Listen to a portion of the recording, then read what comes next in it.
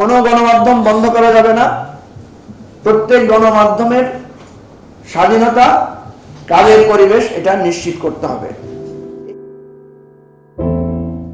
আমরা আজকে এখান থেকে অনুরোধ করছি, যে সমস্ত বন্ধুরা কালকে মারামারি করেছো, তোমাদের কি মুগ্ধের কথা মনে নাই? মুগ্ধ কিভাবে গুলি উপেক্ষা করে পানি পানি করে একজনকে পানি পান করিয়েছে। সেই জায়গায় কালকে আমরা দেখলাম তোমরা একে অপরকে একটা সামান্য তুচ্ছ কারণে তোমরা একে অপরকে পিটাচ্ছ। প্রত্যেক কিছুর একটা সমাধান আছে, আলোচনার ব্যাপার আছে। আমরা তো বলেছি যে আমরা আর অতীতে ফিরে যাব না। অতীতের হিংস্রতা, অতীতে কলেজে কলেজে মারামারি, অতীতে পাড়ায় পাড়ায় যে সন্ত্রাস হতো, আমরা তো সেদিকে ফিরে যাব না। আমরা তো নতুন একটা বাংলাদেশ চাই। সুতরাং এটা শুধু সরকারের দায় না, আন্দোলনকারী সকল অংশকে আমরা বলবো যে আপনারা উপলব্ধিতে আসেন। যে কোনো কিছুতে রাস্তা ব্যারিকেড করে আন্দোলনের পথে না গিয়ে প্রয়োজনে আমাদেরকেও বলেন, আমরা আপনাদের সাথে আন্দোলনে থাকব। বৈষম্য বিরোধী ছাত্র আন্দোলনের নেতৃবৃন্দকে বলবো যে আপনারা ধীরে ধীরে অনেক ম্যাচিউরড হবেন, আপনারা আগামী দিনের জাতির নেতৃত্ব দিবেন, এটাই আমরা চাই। সুতরাং কোথায় কোথায় বঞ্চিত লোকেরা আছে, কোথায় কোথায় লোকদের দাবি দেওয়া আছে, আপনারা তাদের সাথে বসেন, তাদের দাবিগুলো আপনারা সরকারের কাছে উপস্থাপন করেন। দেখেন কত দুর্ভাগ্যজনক বিষয়, আমাদের পঙ্গু ভাইয়েরা, আহত ভাইয়েরা হসপিটাল থেকে বেরিয়ে এসে রাস্তায় দাঁড়ানোর কারণে তাদের কথাগুলো আমাদেরকে শুনতে হয়েছে। তার আগে গিয়ে আমরা তাদের অভিযোগগুলো, তাদের কথাগুলো আমরা শুনি নাই। তাহলে আজকে অন্তর্বর্তীকালীন সরকারকে বুঝতে হবে যে আপনার রাস্তায় না দাঁড়াইলে যদি আপনি কারো কথা না শুনেন, রাস্তা ব্যারিকেড দিয়ে দাবি না দিলে যদি আপনি তার দাবি আদায় না করেন, তাহলে আমাদের প্রতিদিনকার এই কষ্ট আমাদের যাবে না। আমরা আবারও বলছি যে দ্রব্যমূল্য নিয়ে বারবার আমরা দৃষ্টি আকর্ষণ করছি। আপনারা কয়েকবার করে উপদেষ্টা বদল করেছেন, নানা ধরনের লোকদেরকে ইনক্লুড করেছেন। আমরা এখনো বিভিন্ন জায়গায় ফ্যাসিবাদের লোকদেরকে দেখতে পাচ্ছি। এবং আরো দুর্ভাগ্যজনক বিষয় সেটা হচ্ছে, যে কোনো একটা আন্দোলন হলেই একে অপরকে স্বৈরাচারের দোসর, ফ্যাসিবাদের দোসর এগুলো দাবি করার প্রবণতা লক্ষ্য করা যাচ্ছে। বিভিন্ন জায়গায় মামলা, মিথ্যা মামলারও প্রচলন দেখা যাচ্ছে। উপদেষ্টাদের দায়িত্বের জায়গায় জবাবদিহিতা, দেখেন উপদেষ্টারা বলেছিলেন তারা তাদের হিসাব দিবেন। কি বলেন, ঠিক না? প্রধান উপদেষ্টা বলেছিলেন যে প্রত্যেকে তাদের সম্পদের হিসাব দিবেন। আমি শুধু মনে হয় দেখেছি একজন উপদেষ্টা শুধু তার হিসাব দিয়েছেন, বাকিদের খবর আমি পাই নাই। আপনারা পেয়েছেন কিনা আমি জানি না। তাহলে এই জায়গাগুলো যেটা আপনারা করবেন না সেটা কেন বলবেন? যেটা পারবেন না অযথা সে সমস্ত কথা বলবেন না। আমরা বেশি কিছু চাই না। আমরা চাই যে কয়েকটা কমিশন করেছেন, এই কমিশনগুলো দ্রুত রিপোর্ট দেন, সেগুলো কিছু বাস্তবায়ন, কে কি অবদান করেছেন এটা নিয়ে বিতর্ক করবেন না। আমাদের অভ্যুত্থানে এই গণমাধ্যমে আপনারা যারা আছেন প্রত্যেকের অবদান আছে। আবার এটাও সত্য, গণমাধ্যম স্বাধীনভাবে কাজ করতে পারে নাই। গণমাধ্যমের ভিতরে একটা অংশ ছিল যারা স্বৈরাচারের দোসর ছিল। এখন আমরা এই জায়গাটায় সুস্পষ্ট তদন্ত সাপেক্ষে ব্যবস্থা চাই। যারা দোসর ছিল, যারা গণমাধ্যমকে কলুষিত করেছেন, তাদের বিচারের আওতায় আনতে হবে। যারা বাধ্য হয়ে স্বৈরাচারের অধীনে থেকে কষ্ট করে কাজ করেছেন, তাদেরটাকে বুঝতে হবে, তাদের বিরুদ্ধে ব্যবস্থা নেওয়া যাবে না। আর কোনো গণমাধ্যম বন্ধ করা যাবে না।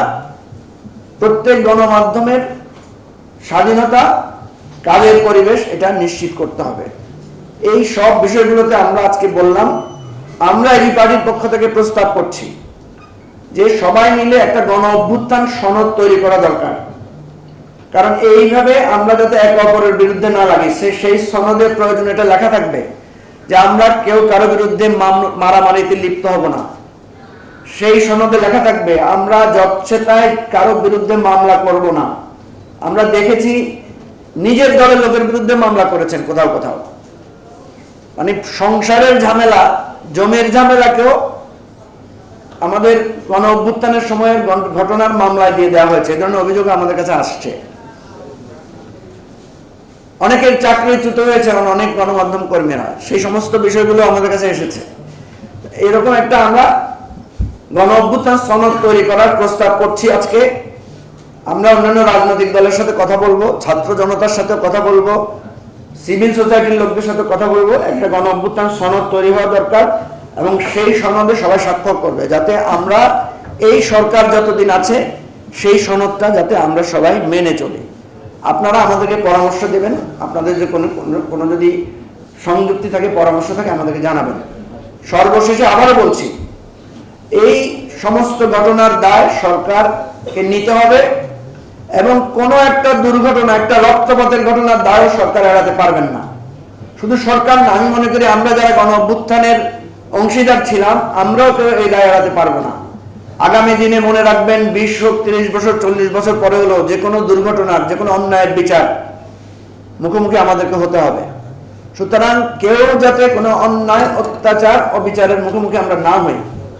আরেকটি কথা না বললেই নয়, অনেকে এই ফ্যাসিবাদী গোষ্ঠীর রাজনৈতিক অধিকারের কথা বলেছেন, তাদের নির্বাচনে অংশগ্রহণ নিয়ে কথা তুলছেন। আমরা সুস্পষ্ট করে বলতে চাই, সুস্পষ্ট করে, আমরা বাংলাদেশের স্বাধীনতা যুদ্ধ, গণতান্ত্রিক সংগ্রামে অংশগ্রহণকারী আওয়ামী লীগ, ছাত্রলীগের বিচার চাচ্ছি না। আমরা বিচার চাচ্ছি সেই আওয়ামী লীগ, ছাত্রলীগের, যেই আওয়ামী লীগ, ছাত্রলীগ আমাদের অধিকার কেড়ে নিয়েছে, আমাদের স্বাধীনতার স্বপ্নকে তিল তিল করে বিনষ্ট করেছে, ধ্বংস করেছে, আমাদের গণমাধ্যমের স্বাধীনতাকে পদপিষ্ট করেছে, আমাদের বিচার বিভাগকে ধ্বংস করেছে, আমাদের নির্বাচনের অধিকার কেড়ে নিয়েছে। যেই আওয়ামী লীগ, ছাত্রলীগ গণহত্যা চালিয়েছে, লুটপাট করেছে, দেশের টাকা পাচার করেছে, রিজার্ভ লুট করেছে, প্রশ্নপত্র ফাঁস করেছে, মেয়েদের সম্মানহানি করেছে প্রত্যেকটা ক্যাম্পাসে, ছাত্রদেরকে নৃশংসভাবে হত্যা করেছে, এই গণহত্যাকারী, চোর, টাকা লুটপাটকারী, দেশের স্বাধীনতার স্বপ্নকে ধ্বংসকারী আওয়ামী ছাত্রলীগের বিচার আমরা চাচ্ছি এবং তাদের রাজনৈতিক অধিকার আইনের আওতার মাধ্যমে ফয়সালা করার কথা বলছি। সুতরাং কেউ এখানে ভুল বুঝবেন না, কেউ এখানে গণতন্ত্র আর মানবাধিকারের কথা বলে এই জায়গাটাকে বিভ্রান্ত করার চেষ্টা করবেন না কোনো রাজনৈতিক দল, অনুগ্রহ করে। কারণ আমরা জানি যারা এগুলো বলছেন তারাই কিন্তু সবচেয়ে বেশি আওয়ামী লীগের অফিস ভাঙচুর করেছেন। যারা আওয়ামী লীগের অধিকারের কথা বলছেন তারাই কিন্তু বিভিন্ন জায়গায় আওয়ামী লীগ, ছাত্রলীগের বাড়িঘরে লুটপাট করেছেন। সুতরাং দুই ধরনের কথা বলে রাজনীতিতে ক্রেডিট নেওয়ার, নিজেদেরকে জাহির করার চেষ্টা করবেন না। আমরা ঐক্য রাখতে চাই, একটা সামগ্রিক ঐক্যের পথে আমরা থাকতে চাই। আপনাদের সবাইকে ধন্যবাদ আমাদের কথাগুলো শোনার জন্য এবং আমরা যে সনদটা তৈরি করতে চাই সেই সনদে আপনারাও আপনাদের পরামর্শ দিবেন, এটা আমরা আহ্বান জানাচ্ছি। সরকারের কাছে আমাদের দাবিগুলো পৌঁছে দেবেন। সবাইকে ধন্যবাদ। আসসালামু আলাইকুম। এখানে আমাদের দলের সম্মানিত আহ্বায়ক প্রফেসর ডক্টর আব্দুল ওয়াহাব মিনার আছেন, আমাদের দলের যুগ্ম আহ্বায়ক অ্যাডভোকেট গোলাম ফারুক আছেন, আমাদের দলের বাম পাশে আছেন আমাদের সিনিয়র সহকারী সদস্য সচিব জনাব খালিদ হাসান, আমাদের যুব পার্টির আহ্বায়ক জনাব শাহাদাতুল্লাহ টুটুল, আমাদের মহানগর উত্তরের আহ্বায়ক আলতাফ হোসেন, আমাদের অর্থ সম্পাদক জনাব আমিনুল ইসলাম FCA, আমাদের সংগ্রামী শ্রমিক নেতা শাহ আব্দুর রহমান এবং আমাদের দলের সহকারী সদস্য সচিব সিদ্দিকুর রহমান সহ কেন্দ্রীয় নেতারা আছেন, আমাদের দলের প্রচার সম্পাদক আনোয়ার সাদাত টুটুল সহ আমাদের নারী নেত্রীরাও এখানে আছেন, ছাত্র নেতৃবৃন্দ আছেন। সবার পক্ষ থেকে আপনাদেরকে সালাম জানাই। আমাদের আহ্বায়ক একটু ধন্যবাদ দেবেন। এরপরে যদি কোনো প্রশ্ন থাকে আপনাদের প্রশ্নের উত্তর দিব আমরা।